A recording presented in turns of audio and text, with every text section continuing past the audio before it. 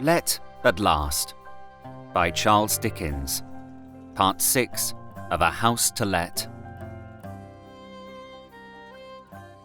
"There, ma'am," said Trottle, folding up the manuscript from which he had been reading and setting it down with a smart tap of triumph on the table. "May I venture to ask what you think of that plain statement, as a guess on my part, and not on Mr. Jarber's, at the riddle of the empty house?" For a minute or two I was unable to say a word. When I recovered a little, my first question referred to the poor, forlorn little boy. "Today is Monday the 20th, I said. "Surely you have not let a whole week go by without trying to find out something more?" "Except at bedtime and meals, ma'am," answered Trottle. "I have not let an hour go by. Please to understand that I have only come to an end of what I have written, and not to an end of what I have done. I wrote down those first particulars, ma'am, because they are of great importance, and also because I was determined to come forward with my written documents, seeing that Mr. Jarber chose to come forward in the first instance with his. I am now ready to go on with the second part of my story, as shortly and plainly as possible, by word of mouth. The first thing I must clear up, if you please, is the matter of Mr. Forley's family affairs.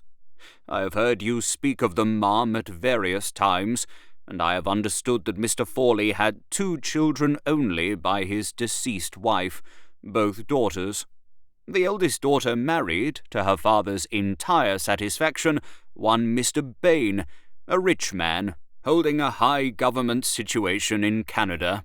She is now living there with her husband and her only child, a little girl of 8 or 9 years old. Right so far, I think, ma'am?" "Quite right," I said.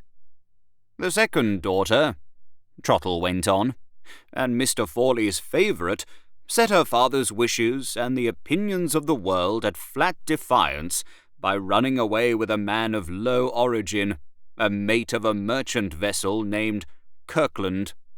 Mr. Forley not only never forgave that marriage, but vowed that he would visit the scandal of it heavily in the future on husband and wife. Both escaped his vengeance, whatever he meant it to be. The husband was drowned on his first voyage after his marriage, and the wife died in childbed. Right again, I believe, ma'am?" "Again, quite right."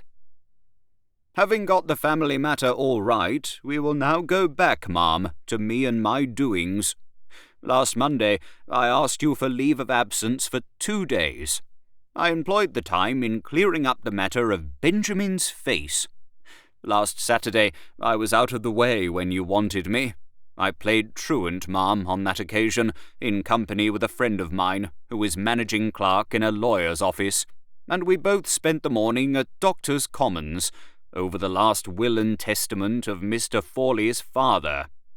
Leaving the will business for a moment, please to follow me first, if you have no objection, into the ugly subject of Benjamin's face. About 6 or 7 years ago, thanks to your kindness, I had a week's holiday with some friends of mine who live in the town of Pendlebury. One of those friends, the only one now left in the place, kept a chemist's shop, and in that shop I was made acquainted with one of the 2 doctors in the town, named Barsham. This Barsham was a first-rate surgeon, and might have got to the top of his profession if he had not been a first-rate blackguard. As it was, he both drank and gambled. Nobody would have anything to do with him in Pendlebury, and at the time when I was made known to him in the chemist's shop, the other doctor, Mr. Dix, who was not to be compared with him for surgical skill, but who was a respectable man, had got all the practice, and Barsham and his old mother were living together in such a condition of utter poverty that it was a marvel to everybody how they kept out of the parish workhouse." "Benjamin, and Benjamin's mother?" "Exactly, ma'am. Last Thursday morning, thanks to your kindness again, I went to Pendlebury, to my friend the chemist, to ask a few questions about Barsham and his mother. I was told that they had both left the town about 5 years since. When I inquired into the circumstances, some strange particulars came out in the course of the chemist's answer. You know, I have no doubt, ma'am, that poor Mrs. Kirkland was confined, while her husband was at sea, in lodgings at a village called Flatfield, and that she died and was buried there. But what you may not know is that Flatfield is only 3 miles from Pendlebury, that the doctor who attended on Mrs. Kirkland was Barsham, that the nurse who took care of her was Barsham's mother, and that the person who called them both in was Mr. Fawley. Whether his daughter wrote to him, or whether he heard of it in some other way, I don't know. But he was with her, though he had sworn never to see her again when she married, a month or more before her confinement, and was backwards and forwards a good deal between Flatfield and Pendlebury. How he managed matters with the Barshams cannot at present be discovered, but it is a fact that he contrived to keep the drunken doctor sober, to everybody's amazement. It is a fact that Barsham went to the poor woman with all his wits about him. It is a fact that he and his mother came back from Flatfield after Mrs. Kirkland's death, packed up what few things they had, and left the town mysteriously by night. And lastly, it is also a fact that the other doctor, Mr. Dix, was not called in to help till a week after the birth and burial of the child, when the mother was sinking from exhaustion. Exhaustion, to give the vagabond Barsham his due, not produced, in Mr. Dix's opinion, by improper medical treatment, but by the bodily weakness of the poor woman herself. Burial of the child? I interrupted, trembling all over. Trottle, you spoke that word, burial, in a very strange way. You are fixing your eyes on me now with a very strange look. Trottle leaned over, close to me, and pointed through the window to the empty house. The child's death is registered at Pendlebury, he said, on Barsham's certificate, under the head of male infant, stillborn. The child's coffin lies in the mother's grave in Flatfield churchyard.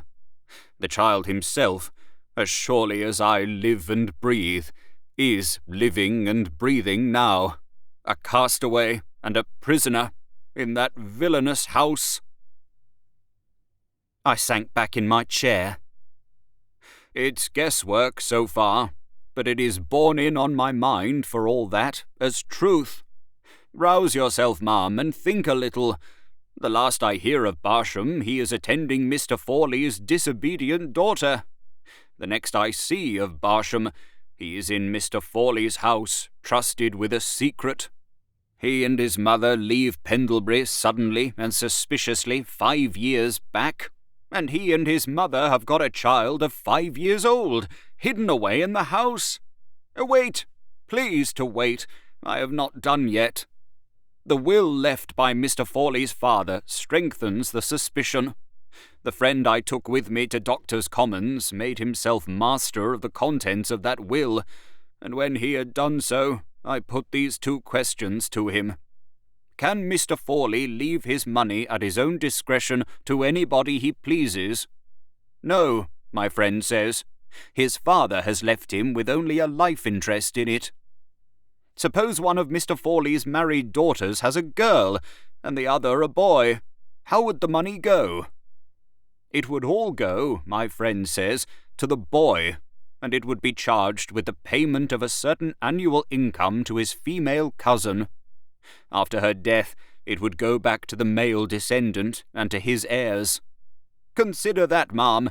The child of the daughter whom Mr. Fawley hates, whose husband has been snatched away from his vengeance by death, takes his whole property in defiance of him, and the child of the daughter whom he loves is left a pensioner on her low-born boy cousin for life.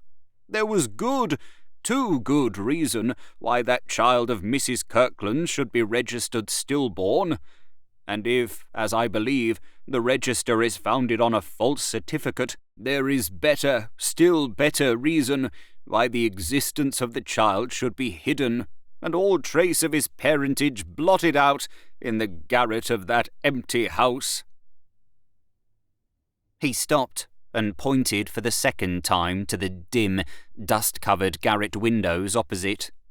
As he did so, I was startled, a very slight matter sufficed to frighten me now, by a knock at the door of the room in which we were sitting. My maid came in, with a letter in her hand. I took it from her. The mourning card, which was all the envelope enclosed, dropped from my hands. George Forley was no more. He had departed this life 3 days since, on the evening of Friday. "Did our last chance of discovering the truth," I asked, "rest with him? Has it died with his death?" "Courage, ma'am, I think not. Our chance rests on our power to make Barsham and his mother confess, and Mr. Forley's death, by leaving them helpless, seems to put that power into our hands. With your permission, I will not wait till dusk today, as I first intended, but will make sure of those 2 people at once, with a policeman in plain clothes to watch the house in case they try to leave it, with this card to vouch for the fact of Mr. Forley's death, and with a bold acknowledgment on my part of having got possession of their secret, and of being ready to use it against them in case of need, I think there is little doubt of bringing Barsham and his mother to terms. In case I find it impossible to get back here before dusk, please to sit near the window, ma'am, and watch the house, a little before they light the street lamps. If you see the front door open and close again, will you be good enough to put on your bonnet and come across to me immediately? Mr. Forley's death may or may not prevent his messenger from coming as arranged. But if the person does come, it is of importance that you, as a relative of Mr. Forley's, should be present to see him, and to have that proper influence over him which I cannot pretend to exercise." The only words I could say to Trottle as he opened the door and left me were words charging him to take care that no harm happened to the poor, forlorn little boy. Left alone, I drew my chair to the window and looked out with a beating heart at the guilty house. I waited and waited, through what appeared to me to be an endless time, until I heard the wheels of a cab stop at the end of the street. I looked in that direction and saw Trottle get out of the cab alone, walk up to the house and knock at the door. He was let in by Barsham's mother. A minute or 2 later, a decently dressed man sauntered past the house, looked up at it for a moment, and sauntered on to the corner of the street close by. Here he leant against the post and lighted a cigar, and stopped there, smoking in an idle way, but keeping his face always turned in the direction of the house door. I waited and waited still. I waited and waited, with my eyes riveted to the door of the house. At last, I thought I saw it open in the dusk, and then felt sure I heard it shut again softly. Though I tried hard to compose myself, I trembled so that I was obliged to call for Peggy to help me on with my bonnet and cloak, and was forced to take her arm to lean on in crossing the street. Trottle opened the door to us before we could knock. Peggy went back, and I went in.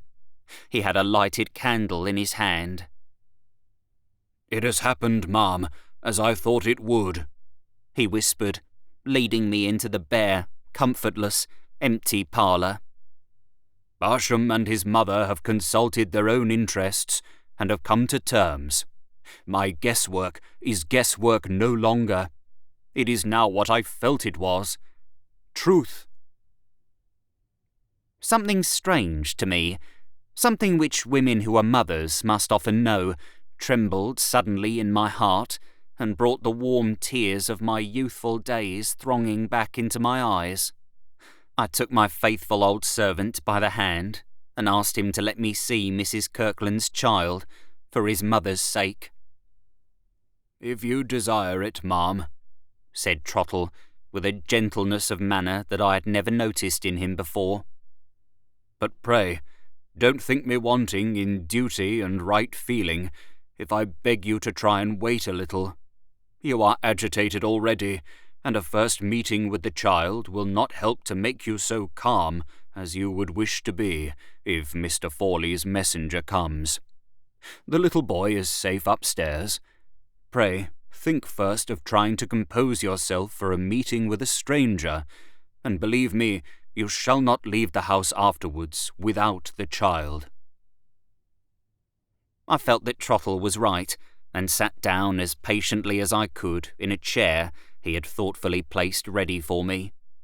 I was so horrified at the discovery of my own relation's wickedness that when Trottle proposed to make me acquainted with the confession wrung from Barsham and his mother, I begged him to spare me all details, and only to tell me what was necessary about George Forley.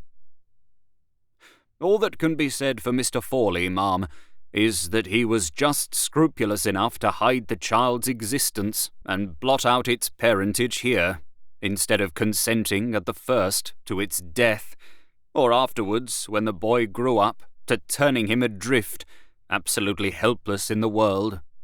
The fraud has been managed, ma'am, with the cunning of Satan himself. Mr. Forley had the hold over the Barshams, that they had helped him in his villainy, and that they were dependent on him for the bread they eat. He brought them up to London to keep them securely under his own eye.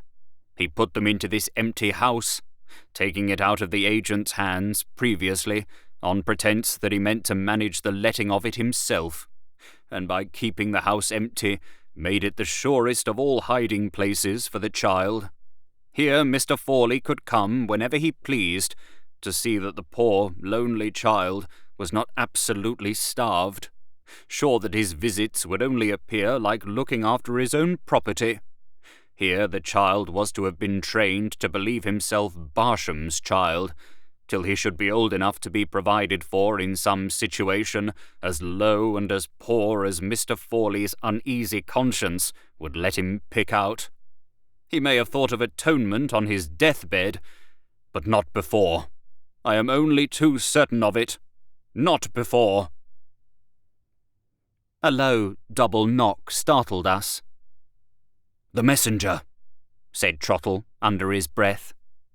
He went out instantly to answer the knock, and returned, leading in a respectable-looking elderly man, dressed like Trottle, all in black, with a white cravat, but otherwise not at all resembling him. "I'm afraid I have made some mistake," said the stranger. Trottle, considerately taking the office of explanation into his own hands, assured the gentleman that there was no mistake, mentioned to him who I was, and asked him if he had not come on business connected with the late Mr. Forley. Looking greatly astonished, the gentleman answered, "Yes." There was an awkward moment of silence after that. The stranger seemed to be not only startled and amazed, but rather distrustful and fearful of committing himself as well. Noticing this, I thought it best to request Trottle to put an end to further embarrassment by stating all particulars truthfully, as he had stated them to me, and I begged the gentleman to listen patiently for the late Mr. Forley's sake. He bowed to me very respectfully, and said he was prepared to listen with the greatest interest. It was evident to me, and I could see to Trottle also, that we were not dealing, to say the least, with a dishonest man. "Before I offer any opinion on what I have heard," he said, earnestly and anxiously, after Trottle had done, "I must be allowed, in justice to myself, to explain my own apparent connection with this very strange and very shocking business. I was the confidential legal adviser of the late Mr. Forley, and I am left his executor. Rather more than a fortnight back, when Mr. Forley was confined to his room by illness, he sent for me, and charged me to call and pay a certain sum of money here to a man and woman whom I should find taking charge of the house. He said he had reasons for wishing the affair to be kept a secret, He begged me so to arrange my engagements that I could call at this place either on Monday last or today at dusk, and he mentioned that he would write to warn the people of my coming without mentioning my name. Dorlcote is my name, as he did not wish to expose me to any future importunities on the part of the man and woman. I need hardly tell you that this commission struck me as being a strange one, but in my position with Mr. Fawley I had no resource but to accept it without asking questions, or to break off my long and friendly connection with my client. I chose the first alternative.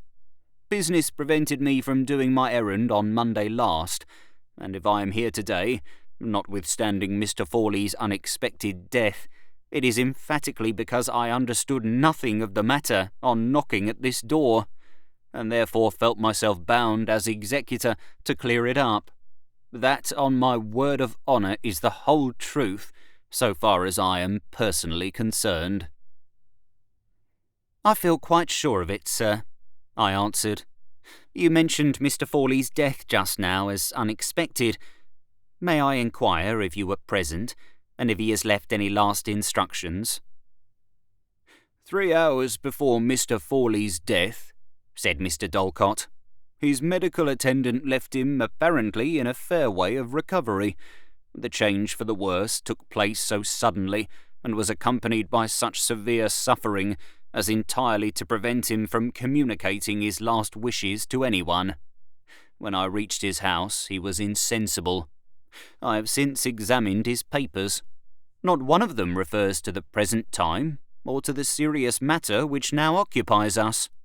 In the absence of instructions, I must act cautiously on what you have told me, but I will be rigidly fair and just at the same time. The first thing to be done," he continued, addressing himself to Trottle, "is to hear what the man and woman downstairs have to say. If you can supply me with writing materials, I will take their declarations separately on the spot, in your presence, and in the presence of the policeman who is watching the house. Tomorrow I will send copies of those declarations, accompanied by a full statement of the case, to Mr. and Mrs. Bain in Canada, both of whom know me well as the late Mr. Fawley's legal adviser, and I will suspend all proceedings on my part until I hear from them, or from their solicitor in London. In the present posture of affairs, this is all I can safely do." We could do no less than agree with him, and thank him for his frank and honest manner of meeting us. It was arranged that I should send over the writing materials from my lodgings, and to my unutterable joy and relief, it was also readily acknowledged that the poor little orphan boy could find no fitter refuge than my old arms were longing to offer him, and no safer protection for the night than my roof could give. Trottle hastened away upstairs, as actively as if he had been a young man, to fetch the child down. And he brought him down to me without another moment of delay, and I went on my knees before the poor little mite, and embraced him, and asked him if he would go with me to where I lived. He held me away for a moment, and his wan, shrewd little eyes looked sharp at me. Then he clung close to me all at once, and said, "I'm a-going along with you, I am, and so I tell you." For inspiring the poor neglected child with this trust in my old self, I thanked heaven then with all my heart and soul, and I thank it now. I bundled the poor darling up in my own cloak, and I carried him in my own arms across the road. Peggy was lost in speechless amazement to behold me trudging out of breath upstairs, with a strange pair of poor little legs under my arm. But she began to cry over the child the moment she saw him, like a sensible woman, as she always was, and she still cried her eyes out over him in a comfortable manner when he at last lay fast asleep, tucked up by my hands, in Trottle's bed. "And Trottle, bless you, my dear man," said I, kissing his hand as he looked on. "The forlorn baby came to this refuge through you, and he will help you on your way to heaven." Trottle answered that I was his dear mistress, and immediately went and put his head out at an open window on the landing and looked into the back street for a quarter of an hour. That very night, as I sat thinking of the poor child, and of another poor child who is never to be thought about enough at Christmas time, the idea came into my mind which I have lived to execute, and in the realization of which I am the happiest of women this day. "The executor will sell that house, Trottle," said I. "Not a doubt of it, ma'am, if he can find a purchaser." "I'll buy it." I have often seen Trottle pleased, but I never saw him so perfectly enchanted as he was when I confided to him, which I did then and there, the purpose that I had in view. To make short of a long story, and what story would not be long, coming from the lips of an old woman like me, unless it was made short by main force, I bought the house. Mrs. Bain had her father's blood in her. She evaded the opportunity of forgiving and generous reparation that was offered her, and disowned the child. But I was prepared for that, and loved him all the more for having no one in the world to look to but me. I'm getting into a flurry by being overpleased, and I dare say I am as incoherent as need be. I bought the house, and I altered it from the basement to the roof, and I turned it into a hospital for sick children. Never mind by what degrees my little adopted boy came to the knowledge of all the sights and sounds in the streets, so familiar to other children and so strange to him. Never mind by what degrees he came to be pretty and childish and winning and companionable, and to have pictures and toys about him and suitable playmates. As I write, I look across the road to my hospital, and there is the darling who has gone over to play, nodding at me out of one of the once lonely windows, with his dear chubby face backed up by Trottle's waistcoat as he lifts my pet for Grandma to see. Many an eye I see in that house now, but it is never in solitude, never in neglect. Many an eye I see in that house now that is more and more radiant every day with the light of returning health. As my precious darling has changed beyond description for the brighter and the better, so do the not less precious darlings of poor women change in that house every day in the year, for which I humbly thank that gracious being whom the restorer of the widow's son and of the ruler's daughter instructed all mankind to call their Father.